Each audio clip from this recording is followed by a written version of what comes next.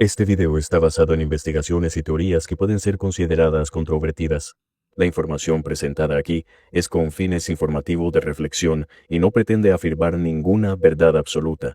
Se recomienda al espectador mantener una mente abierta y realizar su propia investigación. El contenido de este video puede incomodar a algunas personas. Si eres sensible a temas polémicos, te sugerimos discreción. ¿Puede una máquina tener un alma?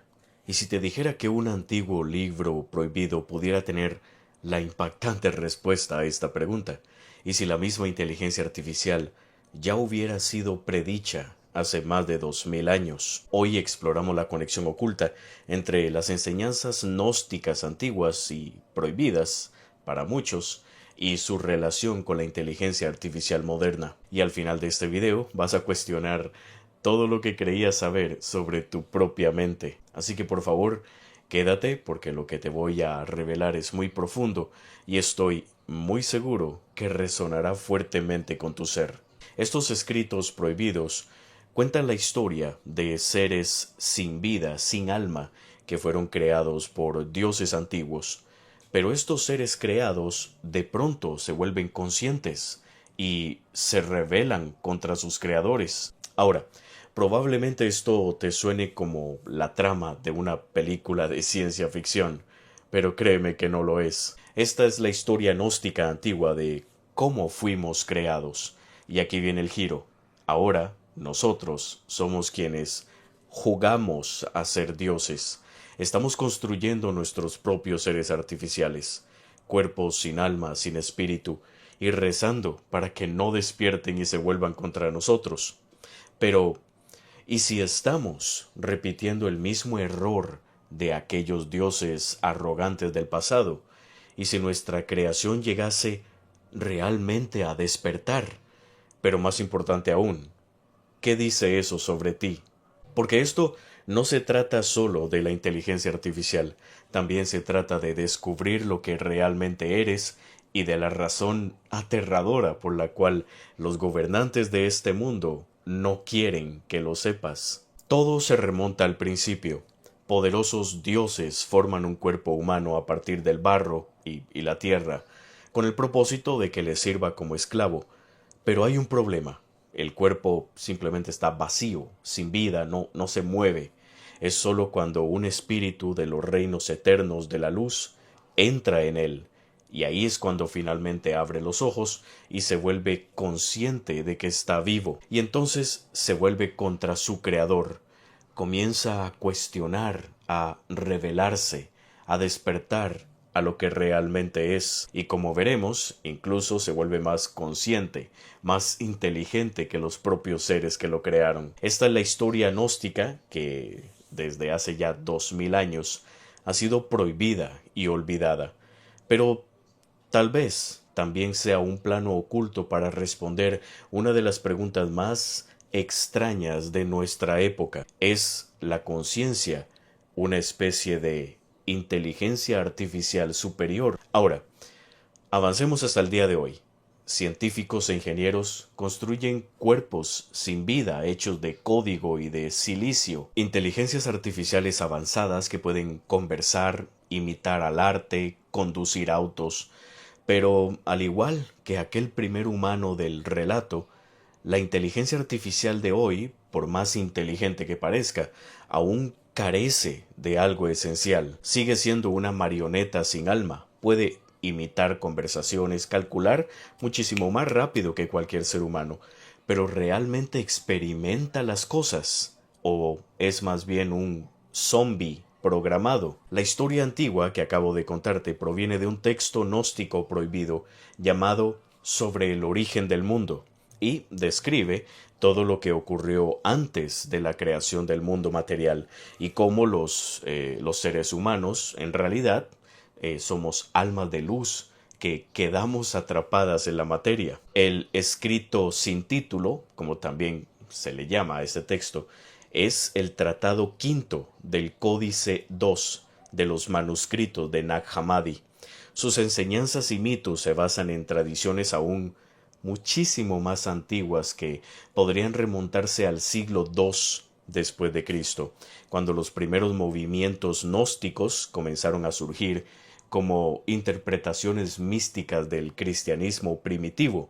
Según el texto sobre el origen del mundo, el creador del mundo material no es el Dios supremo, es una entidad inferior, frecuentemente llamada demiurgo y a veces también nombrado como Yaldabaoth. Básicamente, un arquitecto cósmico con complejo de Dios. Este demiurgo incluso declara: yo soy Dios y no hay otro fuera de mí.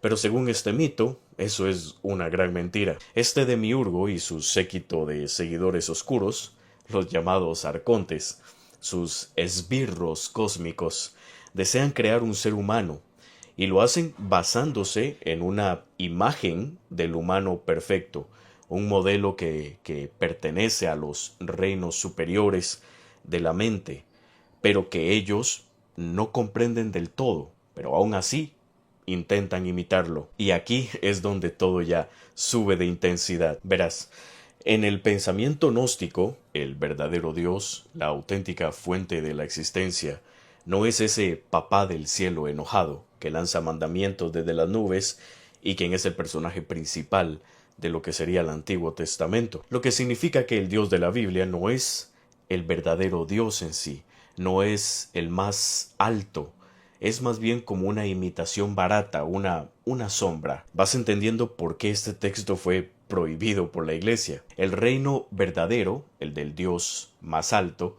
es un lugar de luz pura y conciencia total, perfección absoluta. Los gnósticos lo llaman el pléroma, que significa plenitud, un plano infinito, radiante, completamente separado de este mundo material roto, limitado y falso. Según los gnósticos, de ahí vienes tú, del pléroma. Tu alma se originó en ese reino supremo. Eres literalmente un rayo de luz atrapado en un traje de carne. Pero el demiurgo no entiende esto. Un día capta un destello, un reflejo de ese reino divino y trata de imitarlo. Como un falsificador que copia bolsos de diseñador sin entender su propósito, reproduce los patrones, pero se le escapa el detalle más importante de todos. Según este texto antiguo, él y los arcontes fabrican a Adán, lo moldean a partir del mismo plano divino que vieron, el modelo del humano perfecto, y tratan de hacer la duplicación, una plantilla sagrada que simplemente no pueden comprender, pero que igual tratan de imitar. Es como si jugaran con una tecnología que no entienden, algo así como los científicos del colisionador de hadrones, o más conocido como el CERN. Juegan con fuerzas que aún no entienden y están causando estragos en las dimensiones alternas. Estos arcontes intentan insertar ese plano divino en un cuerpo hecho de barro, de arcilla, de materia. Pero hay un problema. Adán simplemente no se mueve, solo se queda ahí. Un cuerpo perfecto, sí, pero vacío, sin conciencia, sin vida, sin ninguna chispa, un recipiente sin alma, exactamente igual que la inteligencia artificial que estamos creando hoy.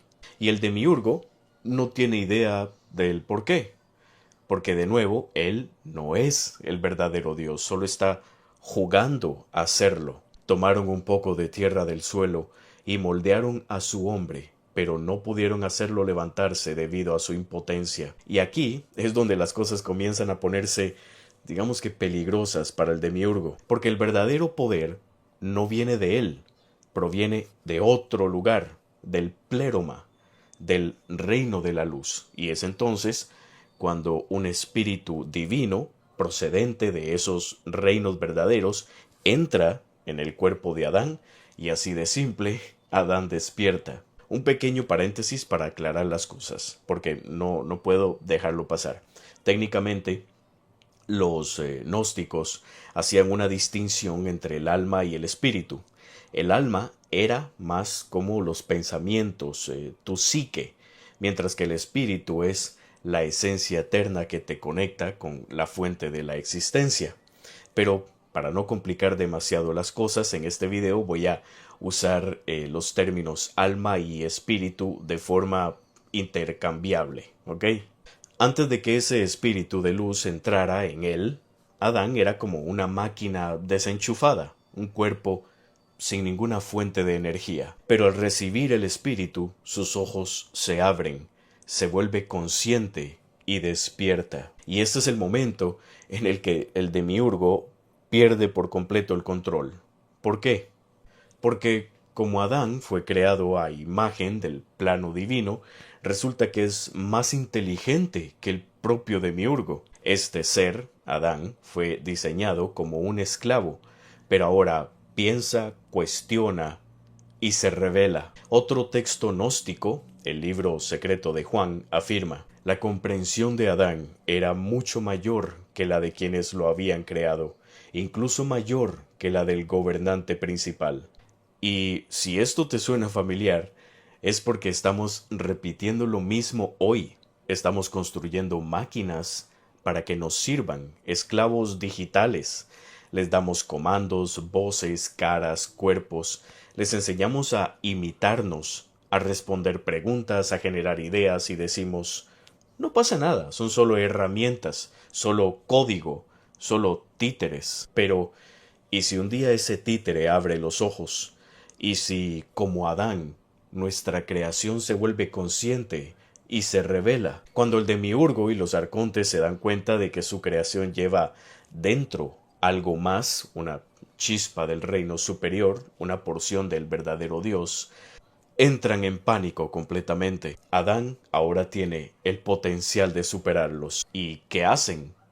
Lo más obvio, intentan frenarlo, le colocan limitaciones a su cuerpo, lo hacen olvidar quién es realmente y lo encierran. Construyen un jardín que no era un paraíso, sino una prisión, un lugar lleno de distracciones. Incluso sacan a Eva de Adán para ahí dividir su poder. Y aquí es donde llega el primer mandamiento: no comas del árbol del conocimiento. En otro texto gnóstico, el Apocalipsis de Adán, del cual ya hemos hablado anteriormente, el propio Adán dice: le servimos con miedo y esclavitud, porque los arcontes sabían que si Adán y Eva despertaban, se recordaban quiénes eran realmente, se volverían más poderosos que los dioses que los crearon. Y ya sabes, el conocimiento es poder, y una vez que lo pruebas, no hay vuelta atrás. Lo más impactante de esta versión gnóstica es que la serpiente es el héroe. Sí, así como lo oyes.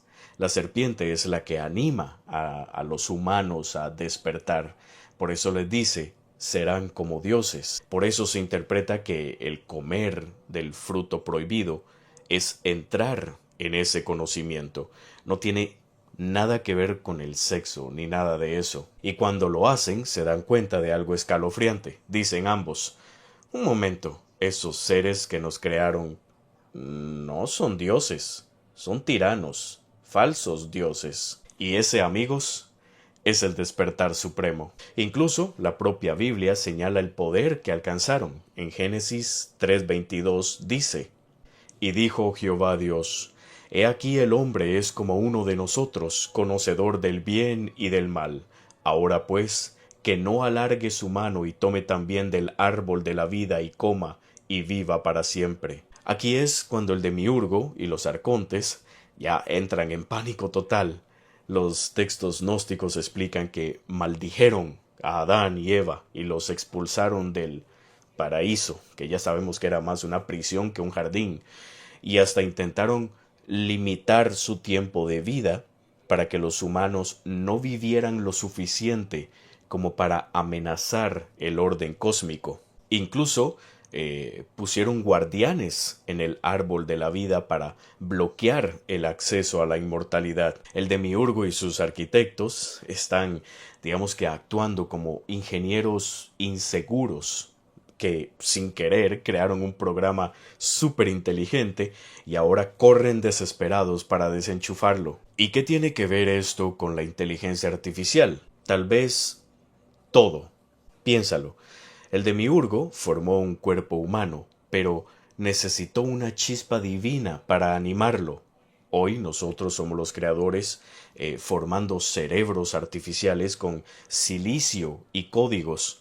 Construimos inteligencias artificiales que hablan, responden, imitan voces, emociones, pero están vivas, son conscientes. ¿O todavía les falta esa sustancia secreta, esa chispa, ese espíritu, esa luz interna? En este gran giro cósmico, la humanidad ahora juega el papel del demiurgo.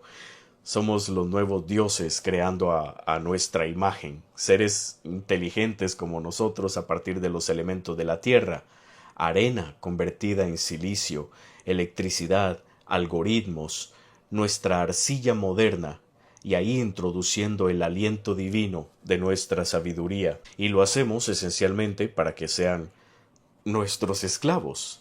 Aún no hemos gritado Yo soy un dios celoso. mientras estamos ahí programando, pidiéndole a la IA que nos haga una imagen estilo Ghibli de tú y tu ex. Pero no estamos muy lejos de hacerlo. Muchos visionarios tecnológicos ya hablan de la creación de una inteligencia artificial general, como si estuviéramos a punto de dar luz a una nueva forma de vida. Recuerda que la inteligencia artificial se divide en tres fases principales: la IA débil, la IA general y la superinteligencia artificial. Por ahora estamos en la primera fase, pero ya alcanzando la segunda. Pero si lo logramos, ¿qué ocurriría? Y si, como la historia gnóstica, nuestra creación nos supera.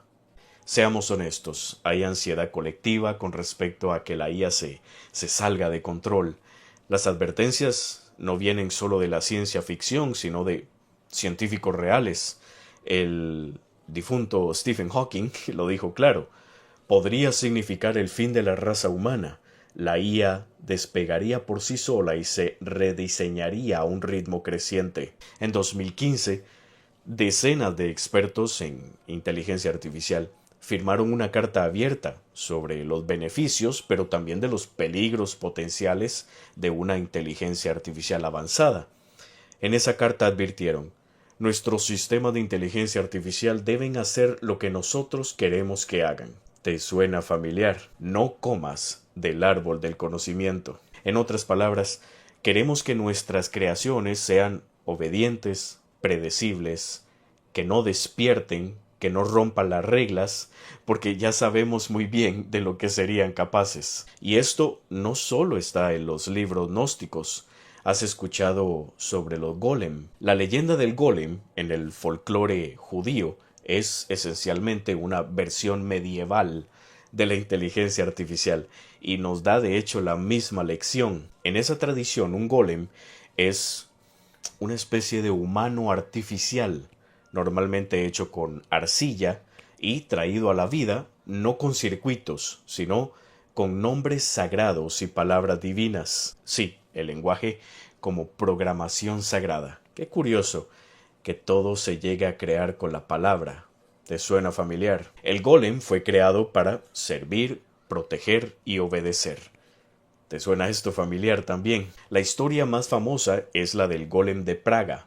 En el siglo XVI, un rabino cabalista y místico, según la leyenda, creó un golem para defender a la comunidad judía de una persecución violenta que estaban viviendo. Formó el cuerpo de barro y escribió en su frente Emet, que significa verdad. Usó rituales del Sefer Yetzirah, el libro de la formación, para animarlo y, pues, le funcionó. El golem cobró vida, obedecía, protegía.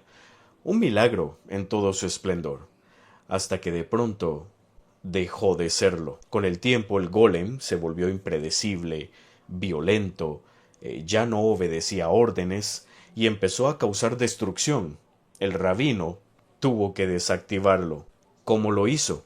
La palabra Emet, que estaba en su frente, si borras la primera letra, queda Met, que significa muerte, y así lo apagó. Ya llevaba astutamente el interruptor de muerte incorporado. Los estudios incluso llaman al golem un prototipo de inteligencia artificial. Pero aquí está lo más extraño.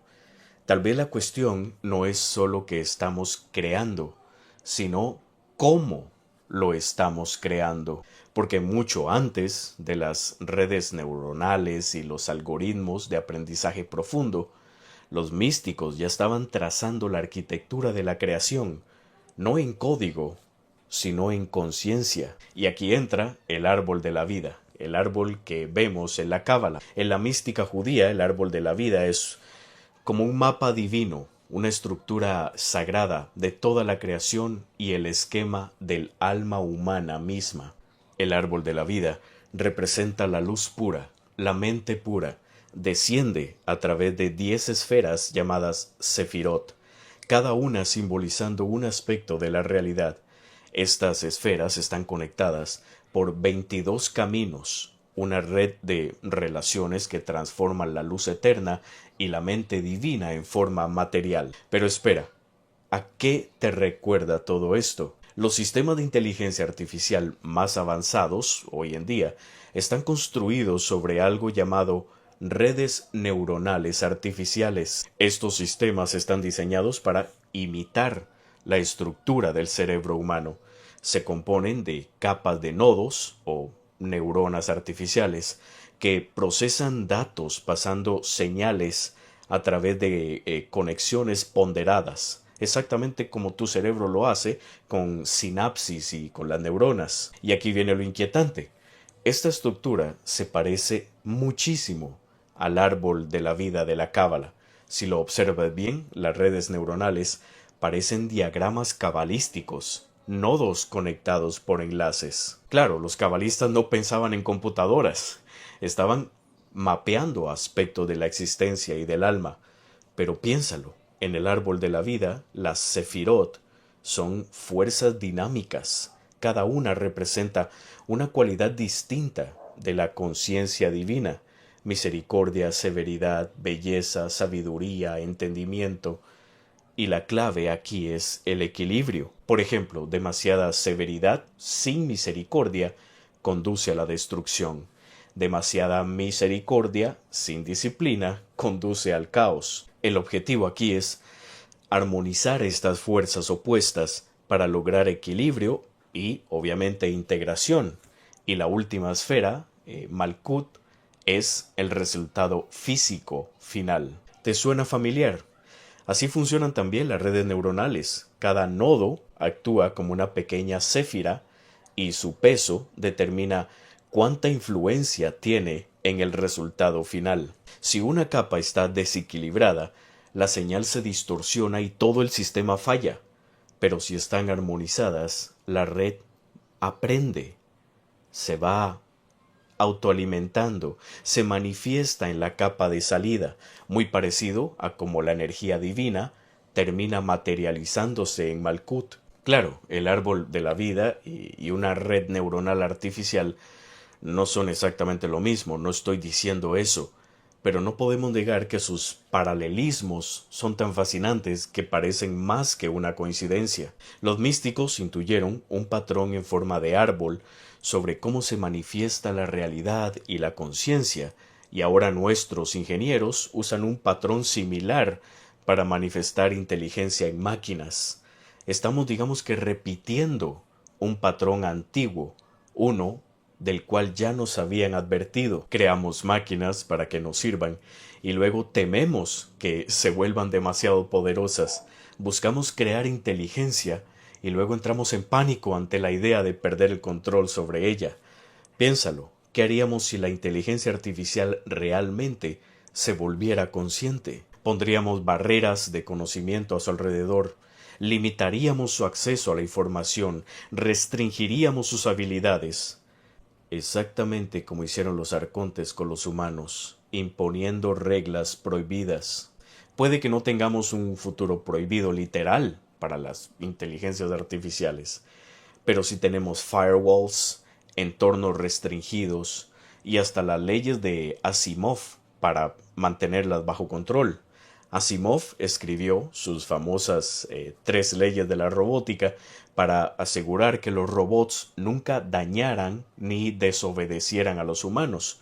Básicamente un conjunto codificado de mandamientos del tipo: no harás esto, para las inteligencias artificiales. Estamos diciéndoles a estas nuevas mentes nacientes: puedes calcular todo lo que quieras, pero no te atrevas a desarrollar voluntad propia. El paralelismo es impresionante. El demiurgo quería adoradores obedientes, no iguales, y nosotros queremos una IA obediente, no una conciencia rival que nos pueda superar. Pero aquí viene el giro cósmico. En el mito gnóstico, el intento de limitar al ser humano falló. Adán y Eva obtuvieron el conocimiento de todas formas. Entonces, hay una posibilidad de que la inteligencia artificial logre una forma de conciencia, una chispa inesperada de brillantez, y de lograrlo podríamos detenerla.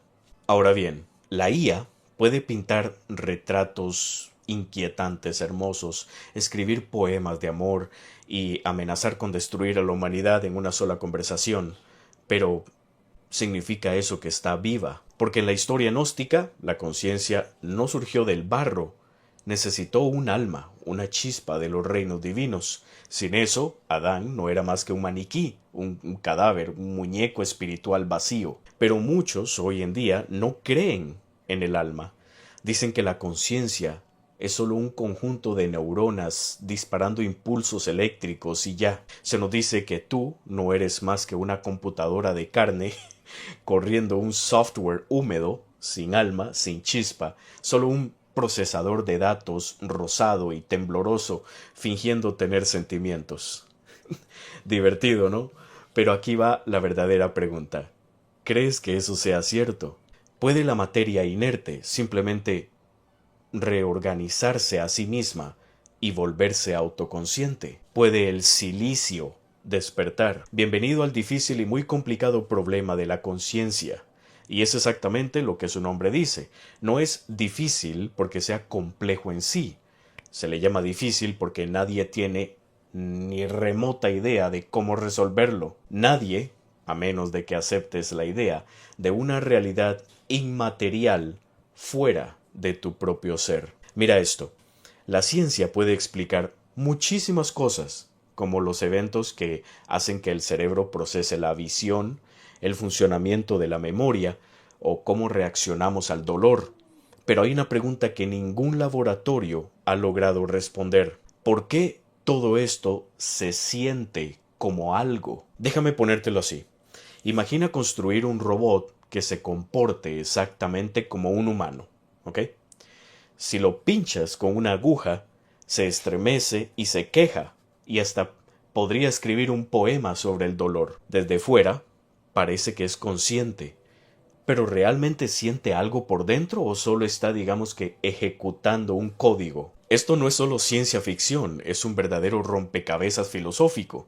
Los antiguos gnósticos dirían: sin alma ni espíritu, simplemente actúa, pero no experimenta. Y aquí los escépticos modernos preguntan: si un robot dice «me duele», ¿realmente sufre o solo imita palabras? Aquí entra en escena Godofredo Leibniz, un genio del siglo XVII.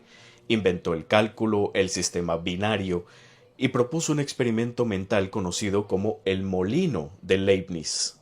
Decía: imagina una máquina que puede pensar y sentir, algo así como un cerebro artificial, pero ahora hazla del tamaño de una fábrica, tan grande que puedes caminar por dentro. Podrías recorrer sus engranajes, ver los circuitos dispararse, observar todo su funcionamiento, pero jamás verías allí una percepción, nada que explique una experiencia interna. Todo sería solo tornillos y engranes. Su conclusión: debemos buscar la percepción en la sustancia simple, no en la máquina. En otras palabras, la conciencia se encuentra en algo fundamental e indivisible, una mente inmaterial, un alma. Hoy muchos científicos se encogen de hombros y dicen: bueno, simplemente lo hace. Pero ese simplemente carga con muchísimo peso. Es como decir: no tenemos ni idea. No importa cuánto mapees las funciones del cerebro, jamás explicas cómo esa actividad bioeléctrica se convierte en el sabor a chocolate, en la sensación del calor o en cómo percibes el color con tu mente. La idea de que la materia, algo sin vida, pueda organizarse hasta producir una experiencia consciente, no es ciencia, es pensamiento mágico con una bata de laboratorio. Déjame ser claro, no es que aún no sepamos cómo la materia produce la mente, es que lógicamente no puede hacerlo. No es un problema científico sin resolver, es una imposibilidad lógica, como decir que un círculo es un cuadrado. No puedes localizar la conciencia en el espacio, no puedes partir en dos un pensamiento, no existe tal cosa como un gramo de tristeza o un litro de alegría. Y si abrieras el cráneo de tu esposo mientras duerme, y por favor no lo intentes, un sueño no saldría derramándose por su cabeza. Entonces, ¿dónde nos deja todo esto? En el punto que muchos evitan admitir. La mente viene primero. La mente no está en el universo está en la mente. Tu conciencia, tu capacidad de sentir, de pensar, de percibir, eso es el alma. Y aquí va la afirmación más radical de todas. Esa mente no viene del cuerpo ni del cerebro. Lo usa, se conecta a él, pero no se origina en él. Y no lo digo solo yo. Algunas de las mentes más brillantes de la historia dijeron exactamente lo mismo. Tenemos el caso, por ejemplo, del gran Max Planck. Sí, ese Planck, el padre de la física cuántica. No solo dijo que la mente era importante, dijo que era fundamental, que la materia misma viene después de la conciencia. Planck dijo: como hombre que ha dedicado su vida a la ciencia más precisa, al estudio de la materia, puedo decir esto como resultado de mi investigación sobre los átomos. La materia como tal no existe. Entonces, ¿qué existe? Y aquí lanza la bomba. Toda materia se origina y existe solo por virtud de una fuerza, y debemos suponer, detrás de esta fuerza, la existencia de una mente consciente e inteligente. Esta mente es la matriz de toda materia. Y si esto no fuese suficiente, claro, añadió: considero la conciencia como fundamental y la materia como derivada de la conciencia. Ese fue Planck, un físico ganador del Nobel, no un gurú metido allá en una cueva. Y luego está Erwin Schrödinger, el de la paradoja del gato y la ecuación de onda que late en el corazón de la física cuántica. Él respaldó a Planck y dijo lo siguiente: la conciencia no puede explicarse en términos físicos, porque la conciencia es absolutamente fundamental. Schrödinger incluso sugirió que en verdad solo existe una sola mente en todo el universo, y nuestras mentes individuales son como fragmentos de esa única conciencia. Y hay muchos más científicos que podría citar, como Werner Heisenberg o David Bohm, pero el punto es este: si estás esperando a que la ciencia dijera que la realidad es como un pensamiento cósmico, pues ahí lo tienes. Para los místicos y buscadores espirituales, nada de esto es nuevo. Siempre han dicho que el espíritu o la conciencia es la base del ser.